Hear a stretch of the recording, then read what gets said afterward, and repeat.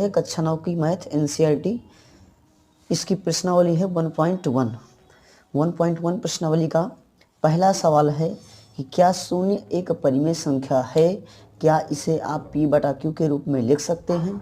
तो सबसे पहले हम समझते हैं परिमेय संख्याओं के बारे में। जैसा कि परिमेय संख्याएं किसे कहते हैं, तो यहाँ लिखा है ऐसी संख्याएं जो p बटा q अर्थात अंश बटे हर के रूप में लिखी होती हैं वो परिमेय संख्याएं कहलाती हैं। यहाँ एक शर्त होती है कि हर का मान 0 के बराबर नहीं होना चाहिए। जो हर है q है वो डज नॉट इक्वल टू 0 हो। जैसे 1/2 लिखा है, ये परिमेय संख्या है। 0/4 परिमेय संख्या है। 5/3 परिमेय संख्या है। यहीं पर देखिए 0/4 है, ऊपर 0 हो सकता है, यानी p की जगह पे 0 हो सकता है, लेकिन q की जगह पे 0 नहीं हो सकता है। अगर q की जगह पे 0 हो गया तो वो परिमेय संख्या नहीं कहलाएगी। तो जैसे कि यहीं आपने देख लिया कि 0 एक परिमेय संख्या है, परिमेय संख्या के रूप में लिख दिया हमने, ठीक है। लेकिन कभी कभी क्या होता है, जब कोई अकेले अंक रखा हो, जैसे 5 है, 6 है, 3 है, 4, इन्हें परिमेय संख्या के रूप में बनाना हो तो इनके बटे में हम 1 लगाते हैं। क्यों 1 लगाते हैं? क्योंकि 1 लगाने से इनका मान परिवर्तित नहीं होता है। अगर कोई संख्या और लगाएंगे तो इनका मान बदल जाएगा। तो सीधी सी बात है, अगर पहले का हल हम लिखना चाहें तो हम लिख सकते हैं कि हाँ शून्य एक परिमेय संख्या है।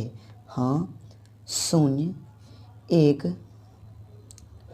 परिमेय संख्या है। इसे हम p बटा q के रूप में लिख सकते हैं। इसे हम p बटे q के रूप में लिख सकते हैं। क्या लिखेंगे p बटा q के रूप में? 0 के बटे में 1, ये लिख सकते हैं। जहाँ p बराबर 0 व q बराबर 1 है। देखिए क्या q जो है 1 के बराबर है, 0 के बराबर नहीं है, अर्थात जो है q does not equal to 0 है। ठीक है, ये हो गया हमारा पहले का आंसर। चलिए अब आते हैं दूसरे क्वेश्चन में। दूसरा क्वेश्चन कह रहा है कि 3 और 4 के बीच जो है हमें परिमेय संख्याएं निकालना है। 3 और 4 के बीच हमें कितनी परिमेय संख्या निकालना है? 6 परिमेय संख्या निकालना है। क्वेश्चन है आपका कि 3 और 4 के बीच में हमें 6 परिमेय संख्याएं निकालना है। 6 परिमेय संख्या ज्ञात कीजिए। तो हल डालते हैं दूसरे नंबर का। देखिए सबसे पहले तो जिनके बीच में हमें परिमेय संख्या निकालना है उन्हें ऐसे काम लगा के लिख लेना है। अब ये परिमेय संख्या के रूप में नहीं लिखे हैं तो हम इन्हें परिमेय संख्या के रूप में ऐसे लिख देते हैं। इनके बटे में 1 लगा देते, दोनों परिमेय संख्या में बन गए। चलिए अब ये दोनों परिमेय संख्या में बन गए तो दूसरी पोजीशन में हमें ये देखना है कि इन दोनों के हर बराबर होने चाहिए। जो नीचे होता है वो हर होता है, जो ऊपर होता है वो अंश कहलाता है। तो इन दोनों के हर बराबर हैं तो सीधे सीधे हम उतने का गुणा दोनों में कर देते हैं जितनी हमें परिमेय संख्याएं निकालनी होती हैं, उससे एक ज़्यादा का। तो हमें टोटल कितनी निकालनी? 6 परिमेय संख्या निकालनी, तो हम 7 का गुणा कर देंगे। तो यहाँ लिखेंगे 7 का गुणा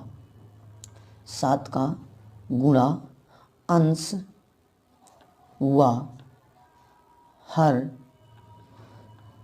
दोनों में करने पर। किसी भी परिमेय संख्या में जब किसी का गुणा किया जाता है तो अंश और हर दोनों में किया जाता है। ठीक है, तो यहाँ 3/1 लिखा है, सो इसमें भी हम 7 का गुणा करेंगे, ऊपर भी 7 का गुणा, नीचे भी। जो 4/1 लिखा है इसमें भी हम 7 का गुणा, ऊपर भी 7 का गुणा, नीचे भी। तो क्या बन जाएगा ये? 7 का गुणा 3 में 21 बटे 7 का गुणा 1 में 7, 4 7 28, 7 1 7 ही आ गया बटे में। अब देखिए फिर दोनों के ये हर बराबर आएंगे, हर बराबर हैं तो सीधे सीधे हम जहाँ गुणा कर लेते हैं, गुणा करने के बाद जिसका हर छोटा होता है उसी से आगे हम बढ़ चलते हैं।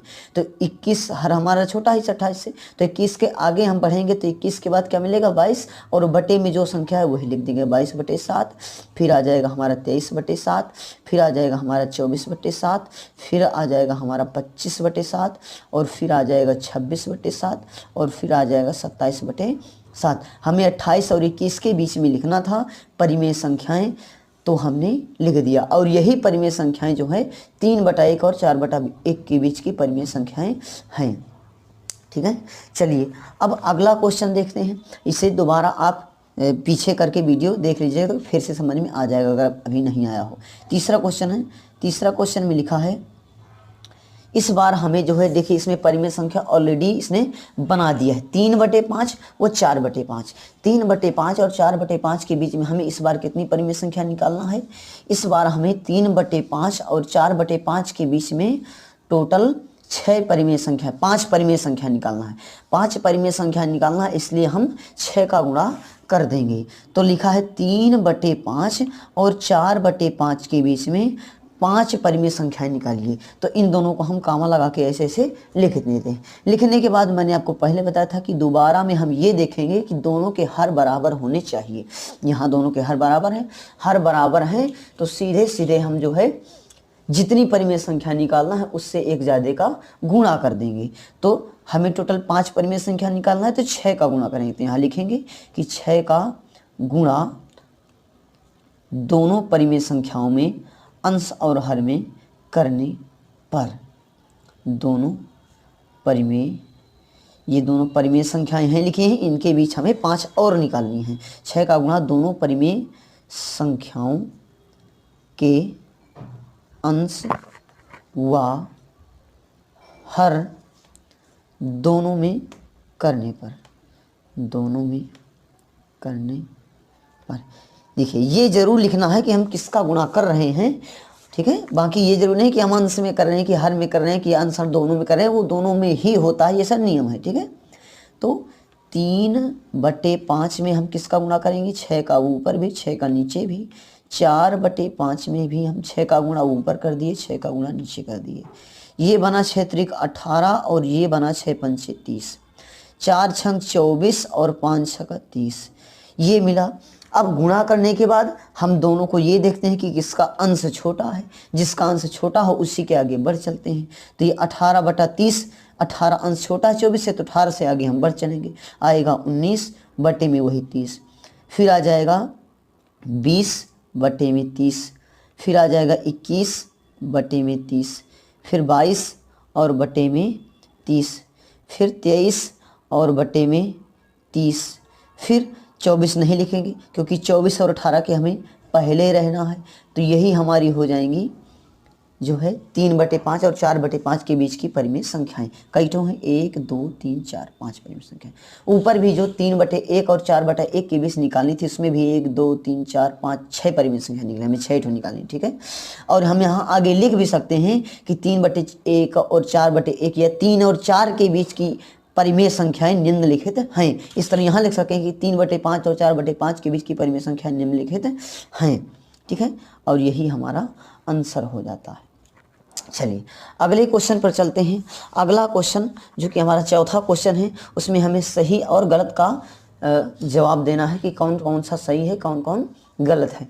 जैसे इसमें कह रहा है कि पहला नंबर प्रत्येक प्राकृतिक संख्या एक पूर्ण संख्या होती है।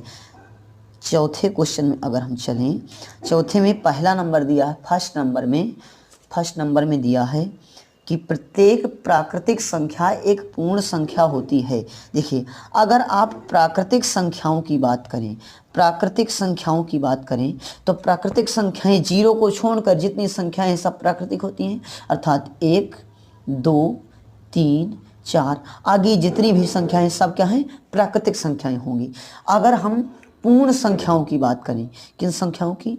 पूर्ण संख्याओं की। तो पूर्ण संख्याएं कौन होती हैं?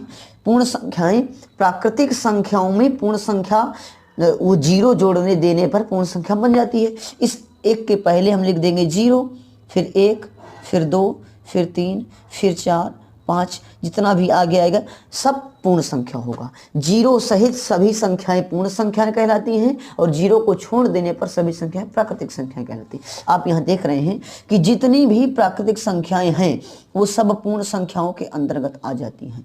1 भी पूर्ण संख्या है, 2 भी पूर्ण संख्या है, 3 भी पूर्ण संख्या, 4 भी पूर्ण संख्या, आगे 5 भी पूर्ण संख्या, 6 भी पूर्ण संख्या होगा, 7 भी पूर्ण संख्या होगा। पूर्ण संख्या में और 0 एक्स्ट्रा में आ जाता है। कहने का मतलब यह है कि जितनी प्राकृतिक संख्याएं हैं सब की सब पूर्ण संख्याएं हैं।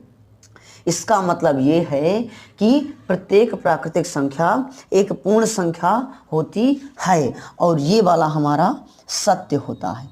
ये सत्य है क्योंकि जो पूर्ण संख्याओं का संग्रह है उसमें प्राकृतिक संख्याएं आ जाती हैं। ठीक है, इसका मतलब सही है कि प्रत्येक पूर्णांक एक पूर्ण संख्या होती है। सेकंड नंबर में लिखा है प्रत्येक पूर्णांक एक पूर्ण संख्या होती है। आपने पूर्ण संख्याओं की जानकारी ले ली है। पूर्ण संख्याएं कौन सी होती हैं? सभी संख्याएं पूर्ण संख्याएं जीरो सहित, 1 2 0 1 2 3 4 5 जितनी भी संख्याएं की सब पूर्ण संख्याएं हैं। तो फिर ये प्रत्येक पूर्णांक क्या होता है? तो पूर्णांक की बात करते हैं। पूर्णांक क्या होता है? पूर्णांक इन्हीं पूर्ण संख्याओं में हम धनात्मक और ऋणात्मक चिन्ह लगा दें तो पूर्णांक बन जाता है। जैसे प्लस का 1 लिख दिया तो धनात्मक पूर्णांक बन गया, माइनस का 2 ऋणात्मक पूर्णांक, प्लस का 4 धनात्मक पूर्णांक, माइनस का 4 ऋणात्मक पूर्णांक।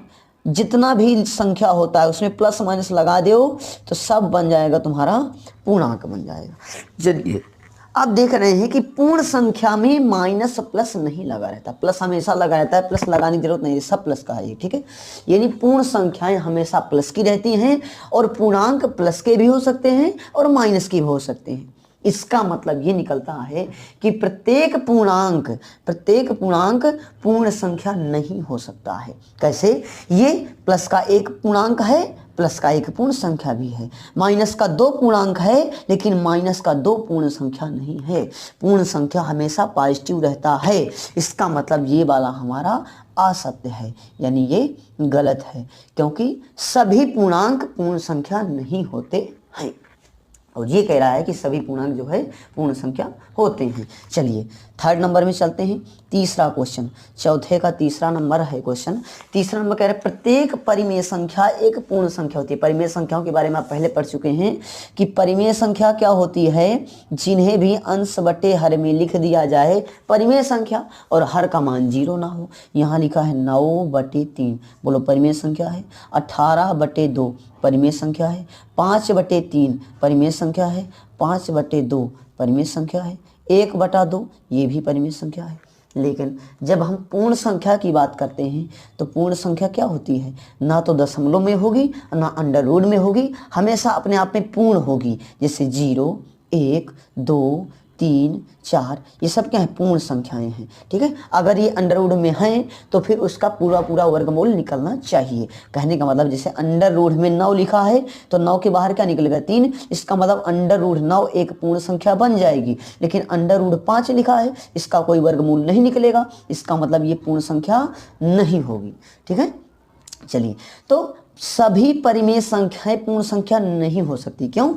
ये 9/3 लिखा है, ये 9/3 अगर हम इसको काटते हैं तो 3 त्रिकाई 9, आंसर क्या आता है? 3। और 3 परिमेय संख्या पूर्ण संख्या है। इसका मतलब 9/3 जो परिमेय संख्या है ये भी पूर्ण संख्या है। लेकिन जब हम इस तरह देखो 18/2 को अगर काटे तो 2 नाम 18, आंसर आया 9। 9 पूर्ण संख्या में आता है। इसका मतलब 18/2 जो है पूर्ण संख्या है। यहीं पर देख लीजिए, इस 5/2 को अगर हम काटते हैं, 5/2 को काटेंगे तो आंसर में आएगा 2.5। 2 का भाग दिया 5 में, 2 दूनी 4 आया, बच गया 1, दशमलव लगाया, 0 बढ़ाया, 2 पंचे 10। बोलो क्या आया आंसर? 2.5। क्या 2.5 किसी पूर्ण संख्या में होता है? नहीं होता। इसका मतलब 5/2 पूर्ण संख्या नहीं है। आप देख रहे थे, अभी देख रहे थे कि 9/3 पूर्ण संख्या है, 18/2 भी पूर्ण संख्या है, लेकिन 5/2 पूर्ण संख्या नहीं है। इसका मतलब कि जितनी परिमेय संख्याएं हैं सब पूर्ण संख्या नहीं हो सकती हैं।